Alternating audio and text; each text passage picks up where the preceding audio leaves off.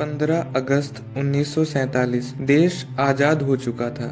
लेकिन क्या आप जानते हैं, उस दिन भारत पूरी तरह आजाद नहीं था, क्योंकि देश के पास अपनी कोई पहचान नहीं थी, अपना कोई कानून नहीं था और ना ही अपनी असल सत्ता। तो फिर गणतंत्र दिवस के लिए 26 जनवरी को ही क्यों चुना गया? क्या हुआ था इन 2.5 सालों में और कैसे भारत बना रिपब्लिक ऑफ इंडिया? 15 अगस्त 1947 को भारत आजाद जरूर हुआ, लेकिन देश आज भी ब्रिटिश कानून गवर्नमेंट ऑफ इंडिया एक्ट 1935 से चल रहा था। मतलब अंग्रेज चले गए थे, लेकिन उनके बनाए कानून अभी भी जिंदा थे।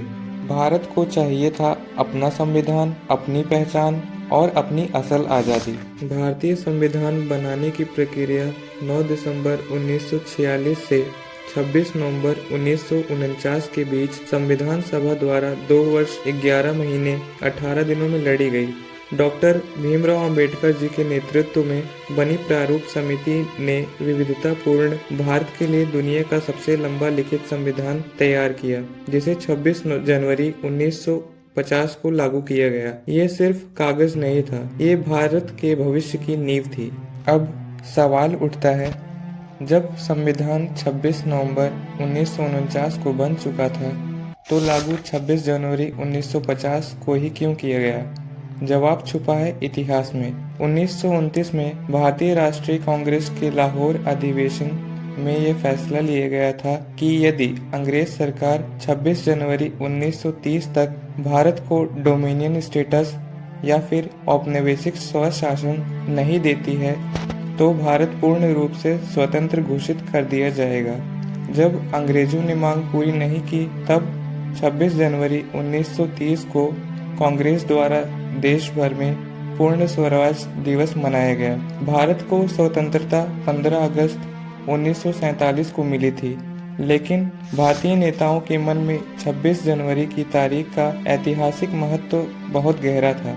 इसलिए जब 26 नवंबर 1949 को संविधान बनकर तैयार हो गया, तो नेताओं ने जानबूझकर संविधान को लागू करने के लिए 26 जनवरी 1950 की तारीख चुनी।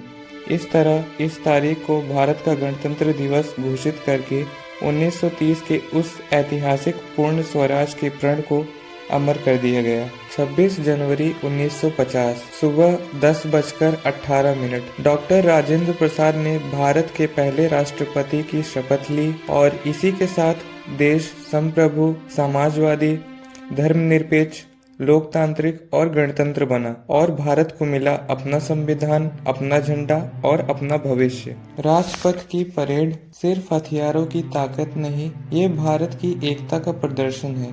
सेना, संस्कृति, विज्ञान, हर राज्य की झांकी, एक देश अनेक पहचान।